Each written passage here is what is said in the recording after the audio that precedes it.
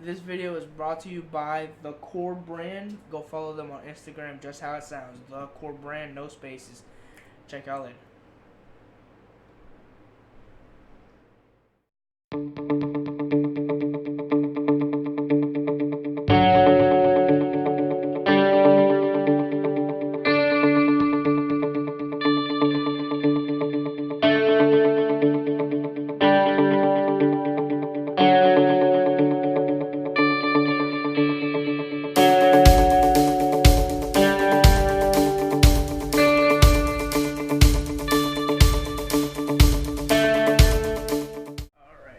Welcome everybody to the 5-Star Frogcast, the very first episode of this series that I'm doing about wrestling.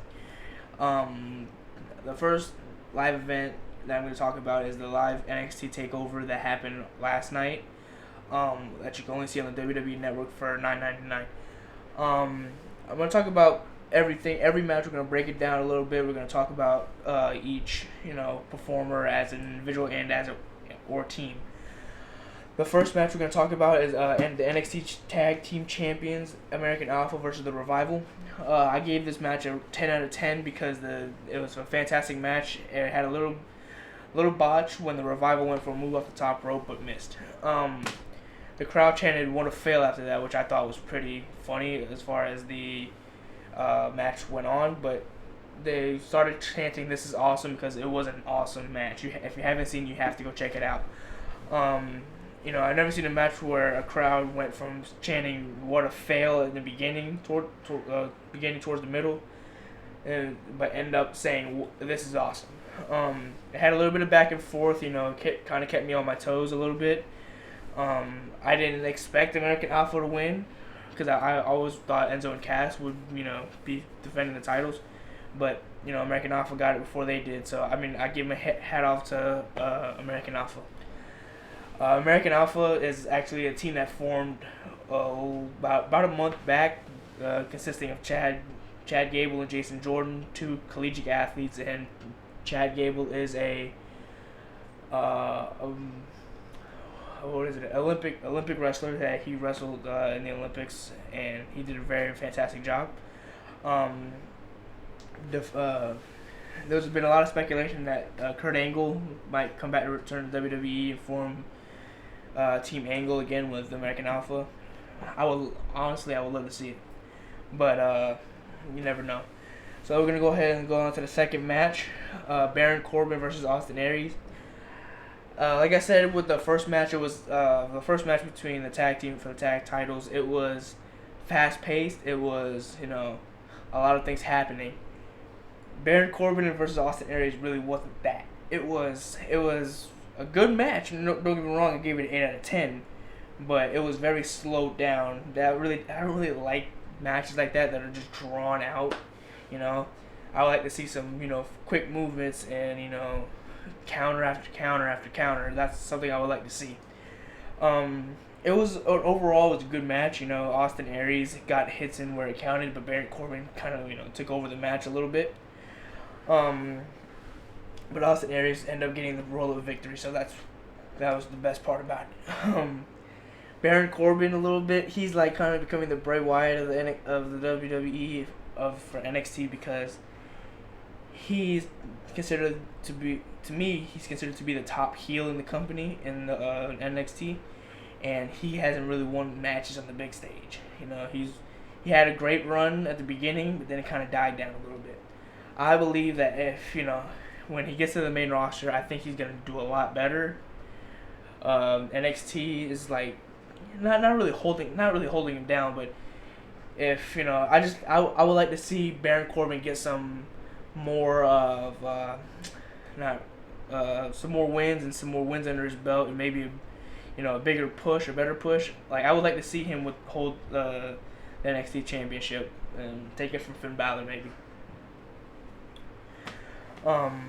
The third match was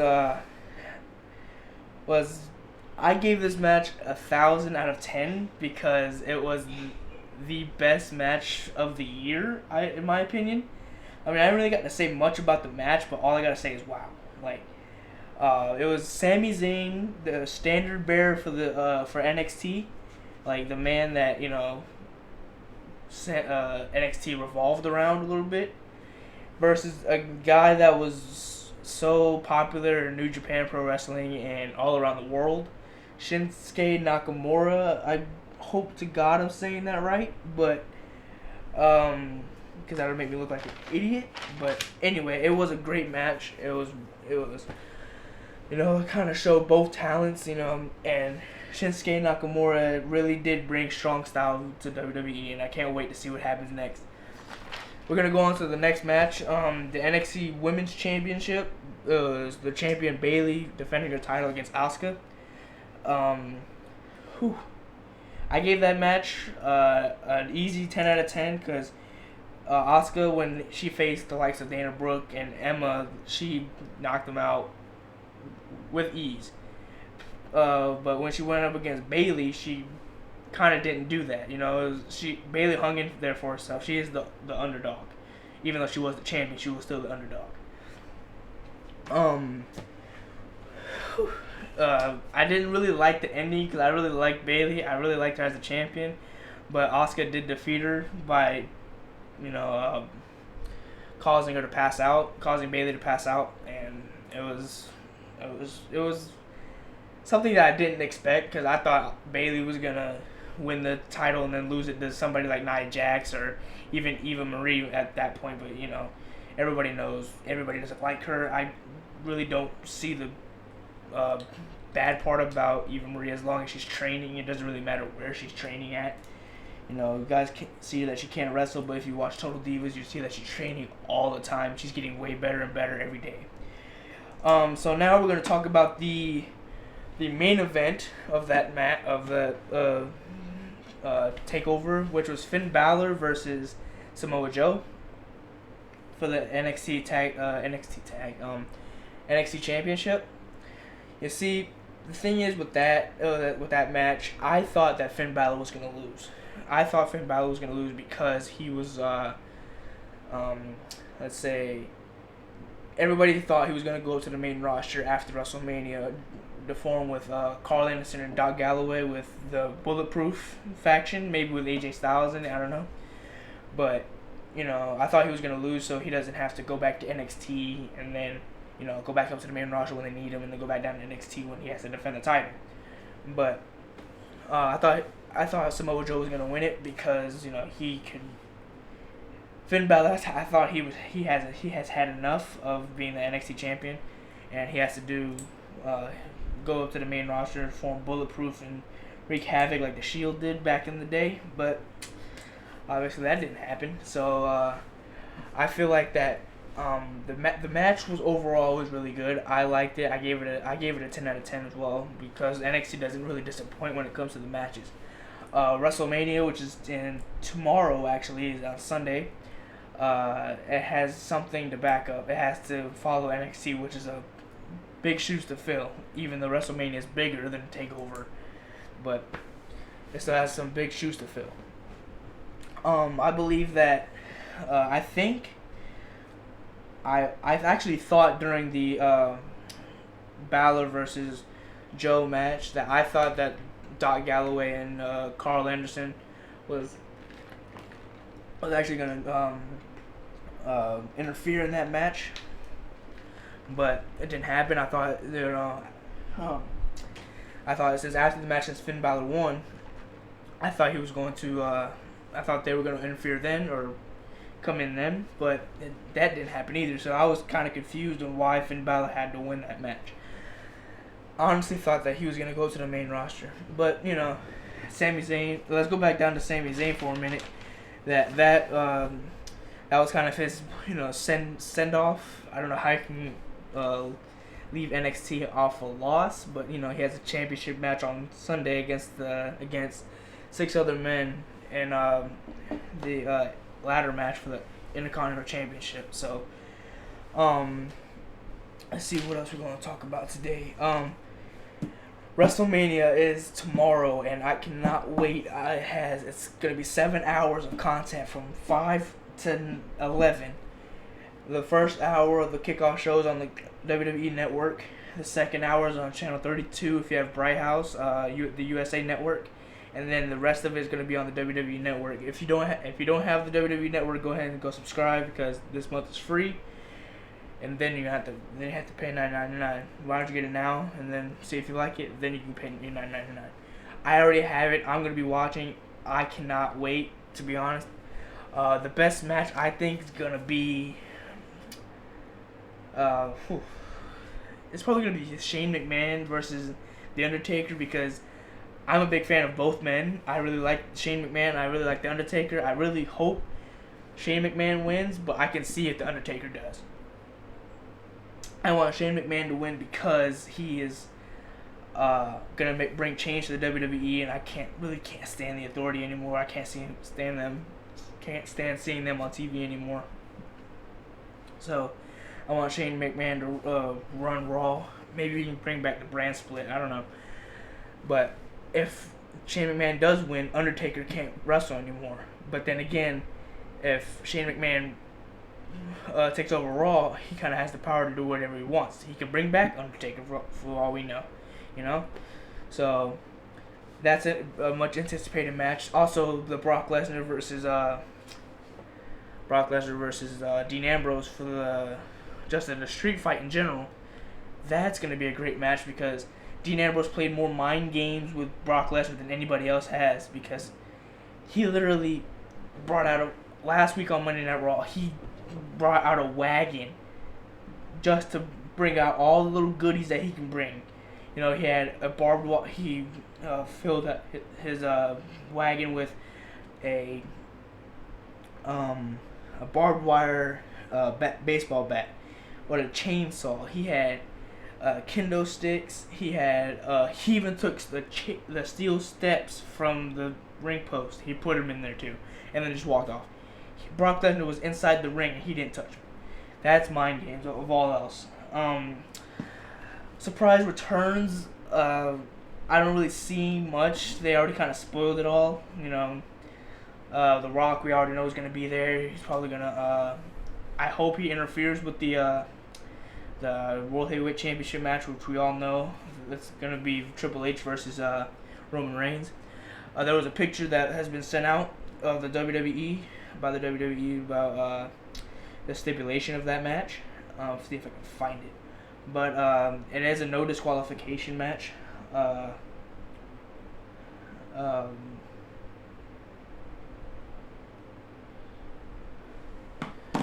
Yeah, but it is.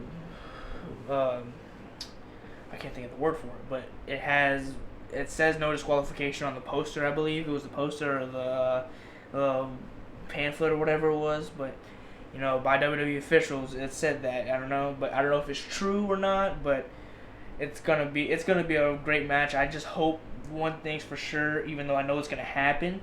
If Roman Reigns does win the championship, it's he's gonna get booed out of the stadium. Even though he's supposed to be the baby face in the company, the top baby face in the company, I think he's gonna get booed out of the stadium. I don't want him to. I'm a big fan of Roman. I just don't think that he's been pushed down our throats by by WWE officials more than John Cena has, and that's saying something because John Cena has been the babyface of this company for 15 years. He has not turned heel ever since he turned face back in like 06 or something, with the hustle, loyalty, and respect more over the Thugonomics. But you know, we shall see what happens on Sunday, and it's one of the best weekends of the year if you're a wrestling fan, which is actually the Hall of Fame ceremony is on right now on the network. So if you're not watching this, you should go check out the Hall of Fame ceremony. Sting's getting inducted this year. Snoop Doggy Dogg is getting inducted this year.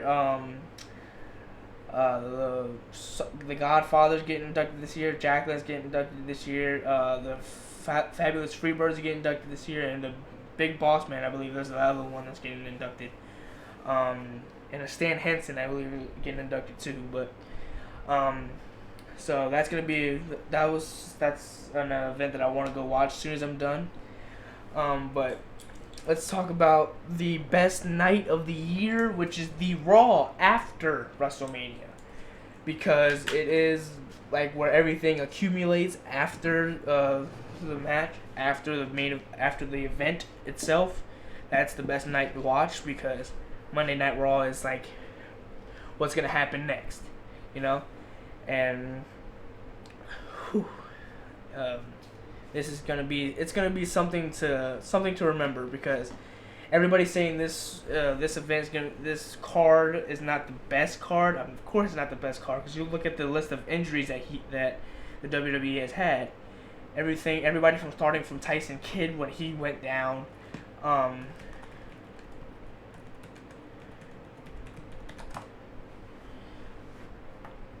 wasn't even typing. Wow.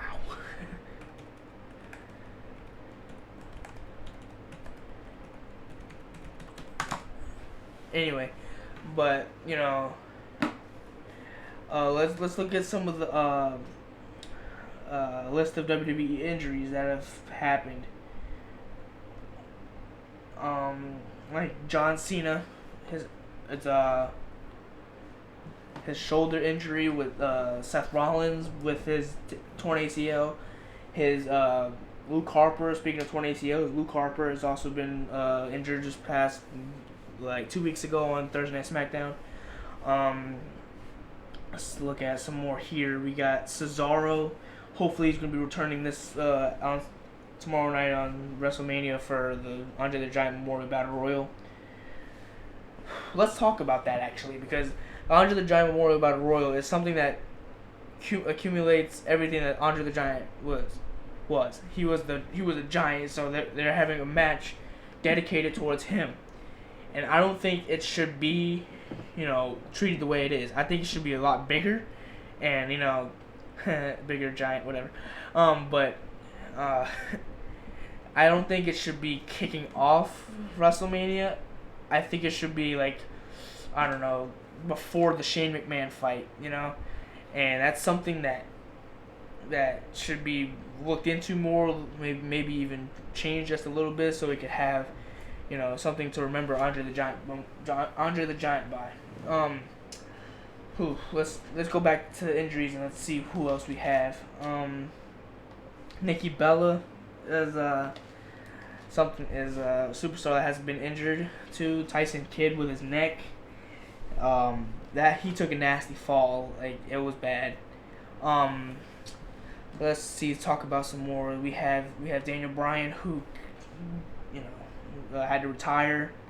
I kind of teared up a little bit seeing him retire, but life goes on and he's wealthy still, so it's all good for him. But let's see. I believe one of them says Bray Wyatt's chair that kind of got broken, but those are some of the names on a long list of injuries for the WWE, and now we're gonna just transition to the women's wrestling. The Divas are gonna be defending their title in a triple threat match at WrestleMania. Versus Charlotte versus Becky versus Sasha Banks. And I can't wait for that match. That's actually one of the more important matches of the card because that's the final match where the Divas Championship is going to be defended.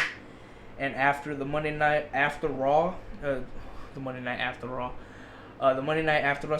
they're going to make an official announcement about rebranding the Divas division and making it turning it back into the women's division. They're gonna make a whole new title, so they're gonna officially retire the title, and I think it's gonna be the best move that the WWE's made in a while because the Divas Revolution, ever since it started, it's gone stale.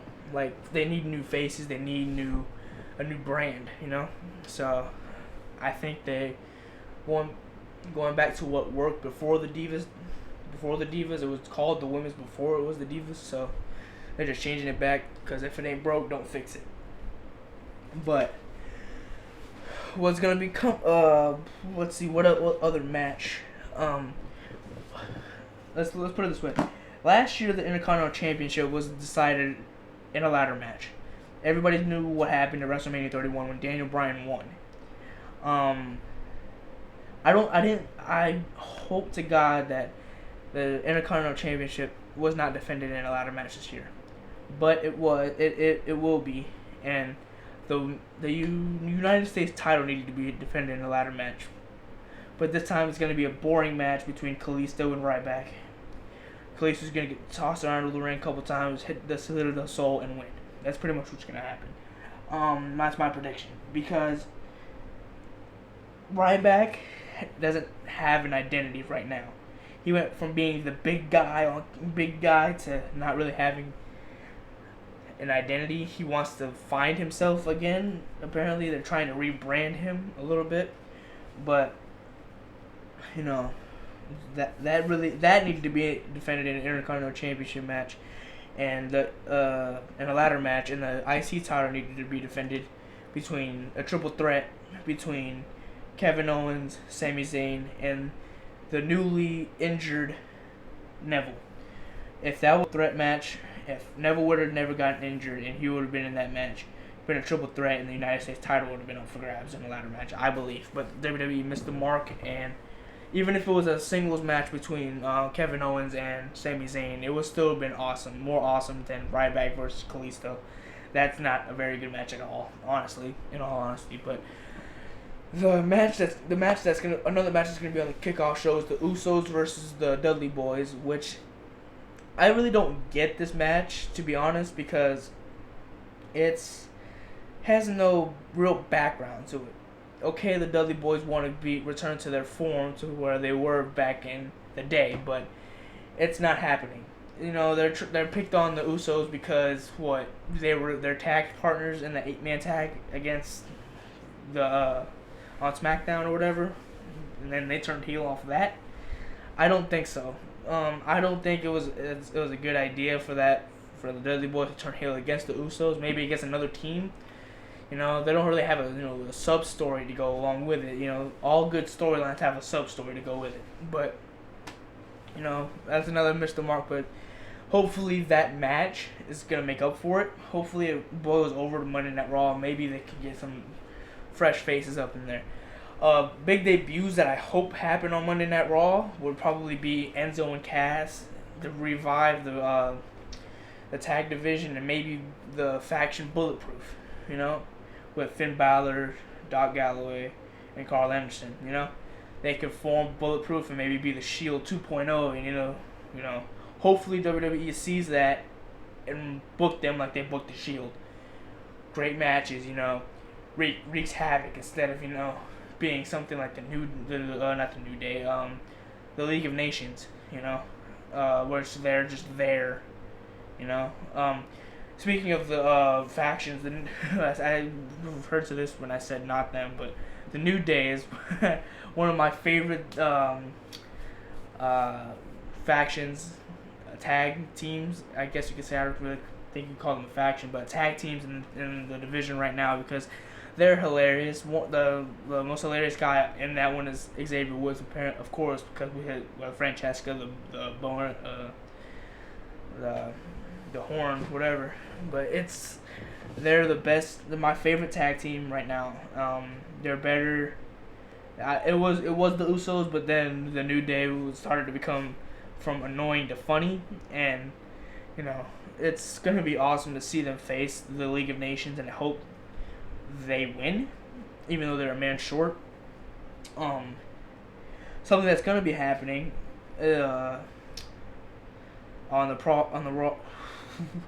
WrestleMania kickoff show is the 10 Diva match between Bad and Blonde, which is Team Bad and Blonde, which is Lana, Emma, Summer Rae, and Tamina and Naomi, versus Brie Bella, versus the Team Total Divas, which is Brie Bella, Alicia Fox, Natalya,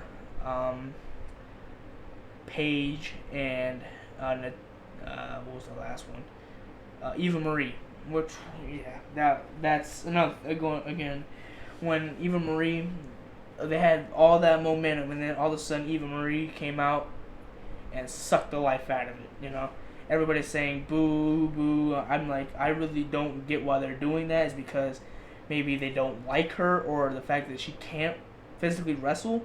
I mean, she's been impressive. She did a lot more than we thought she could. She has little bumps and bruises. She had a lot of botches. So what? So a lot of wrestlers when they started out. But she got to work on that. Let's see what other matches we have on the card for WrestleMania. Let's see. We talked about the championship match. We talked about Shane McMahon's match. We talked about the Brock Lesnar match. We talked about the New Day match. We talked about the Andre the Giant. Oh, and my favorite to win the Andre the Giant Memorial Battle Royal is I hope to be Kane. My favorite, I think, should be Kane. But everybody knows. I mean, the one match that everybody, one person that everybody knows is probably gonna win is probably Braun Strowman, because he is a human wall. Like, he literally will just stand there and people will just try to hit him. He won't move. Like, he's like one of those people that everybody has to gang up on just to get out the ring, thrown over the top rope. But so we're gonna move on from WrestleMania for right now and talk about events that's going on in the WWE. Like, the WWE is signing a lot of independent wrestlers. At Takeover, Bobby Roode was in the crowd. He just finished his TNA contract. He requested his release. The one person I did want to see right next to Bobby Roode was Eric Young, another TNA person that requested their release. But he didn't show up. But Bobby Roode did, and I hope that he gets his shot in NXT and maybe get his shot on the main roster too. But the one thing that I don't like that the WWE is doing to these independent wrestlers, they're killing their career. Not killing their career, but don't get me wrong. Don't quote me on this, but it's going from they were highly anticipated to not, but when they come to WWE, they're not in the main event. They're not relevant. They're getting a few matches here and there. They're trying to get them a little small rivalry. Like AJ Styles. When after the third match with Chris Jericho, that rivalry should have ended. That rivalry should have ended right there, but it didn't. It kept going and going and going. Maybe AJ Styles versus Kevin Owens. That could have been a main event. Maybe even AJ Styles in the ladder match. But he has to face Chris Jericho. So, let's see. The Global Cruiserweight tournament will be happening soon. I don't know the exact date, but a lot of cruiserweights from around the world will be there to see it happen.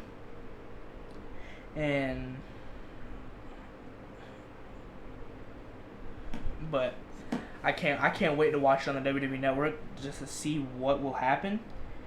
Here it is. If you guys can see it on my phone, the Triple H was like a chair, the back of a chair or something like that. If you can see it, it says no disqualification match for that match. It says the stipulation will be no disqualification. But see, that's the one thing I wanted to happen, because Roman Reigns gets the most cheers when he is when he's being the most destructive. Like, I didn't see him when he beat up Triple H that one night on Raw. Like, when it went into the back, I didn't think he was gonna pick up an HD TV and then throw it at him and actually hit him. But I saw the aftermath of that video where Triple H was in the back, taking all the little pieces of glass out of his back. He kind of said that he was gonna that the doctor needed, after WrestleMania, the doctor was gonna take Triple H's fist out of Roman Reigns' general area back here. Y'all know where I'm going with that one, but the one thing that I really want to happen is if I want Roman Reigns to turn heel. Like I said, Roman Reigns is one of my favorite wrestlers to date. But I need him to turn heel. So the WWE Universe has something to legitimately hate Roman Reigns for. Maybe even join with Paul Heyman. Paul Heyman turn him heel again, even though Brock Lesnar is kind of in that in-between phase. He's trying to be a heel, but everybody loves him, And Paul Heyman the man that is, I could say, great with promos. He can literally drop a promo about anything. I put him in that category with the likes of Chris Jericho, The Rock, John Cena. They can turn something, the littlest thing, and to blow it up big and make it the highlight of Raw. So that's that for that. But there's another thing that I want to talk about, which is the partnership that from the WWE and SportsCenter and ESPN, they kind of teamed up, and Jonathan Coachman, who's on Raw, danced with the New Day on Monday night, and that's gonna be they're gonna be live from Dallas, and it's gonna be great. I heard that fans are gonna walk out of Roman Reigns' match if he wins. I don't really understand that, because you kind of paid tickets.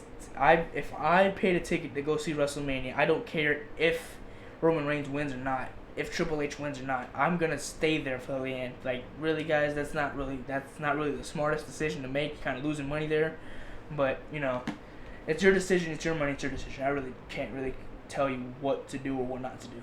But let's go on to some more news here. I'm going on my Facebook. If you guys want to go add me on Facebook, or follow me on Twitter, or follow me on Instagram. I'll post the links in the description, or to my to the page, to my Facebook page, or anything of that nature. But let's go ahead and look at some news. Back. Let's go back. Yeah, see back. Bobby Roode. Okay. Everybody's been speculating on who's going to interfere in the Shane McMahon versus Undertaker match. I don't think it's going to be John Cena, but according to this article that I saw from Wrestling LOL on Facebook, Ringside News, John Cena's been cleared to medically cleared to wrestle, even though he has like 4 more months of recovery left. We all know that John Cena's prone to making those kind of decisions to come back early. We all saw in the Royal Rumble against Triple H in Madison Square Garden, but he's cleared to return to action. I don't think it's going to be John Cena. I think it's going to be somebody like Sting, even though he's going to be inducted into the Hall of Fame tonight. Sting could be inducted. Sting could be the one that could ruin the match for everybody. Not ruin the match, but interfere in the match. I don't know, The Rock. I don't know how he would play into that whole thing, but he's gonna be there. Steve Austin is gonna be there. Even the Bulletproof could interfere in that match. The one person that everybody doesn't think may come back, but it's been speculating for a while. Rumors have been going wild that Bill Goldberg is going to be the one to come back and interfere in that match to see if to help Shane win. But it's in Hell in a Cell. It's at WrestleMania. It's the Undertaker's forte. It's the Undertaker's match. The Undertaker's event. So I believe that like I said before, I want Shane McMahon to win, but I don't mind if I don't see Shane McMahon winning that match. I don't see Undertaker losing that match, but I want to see Shane McMahon win that match. But that's it for that. We're gonna step aside from wrestling for right now. We're gonna talk about what's gonna be current wrestling. We're gonna talk about what's gonna be happening with this podcast. We're gonna be doing a lot of things as far as predictions of wrestling, predictions of the next pay-per-view or the next Monday Night Raw, Thursday Night SmackDown, NXT, whatever. I might talk about TNA a little bit. I might talk about New Japan Pro Wrestling if I can ever capture episode on my cable. If I could catch Ring of Honor, if I can catch TNA or Lucha Underground. Lucha Underground is actually getting very good right now. King Cuerno's Dario Cueto, his brother, has the title right now. It's building forward to something big. I can feel it. But we're gonna do predictions. We're gonna do reviews. We're gonna do little games. We're gonna do like a little bracket, of best wrestler of all time, best faction of all time, best tag team, whatever. We're gonna do that. We're gonna do a little thing, like a little segment called release, rebook, rebrand, which is we pick 3 random superstars or divas that we have to rebrand them. We rebook one of them and we have to release the other one. So we're gonna have a lot of fun with that one, and hopefully I have some guests maybe call in maybe. So catch us on Facebook, Instagram, Twitter. The links will be in the description, and we'll check you guys later. Bye.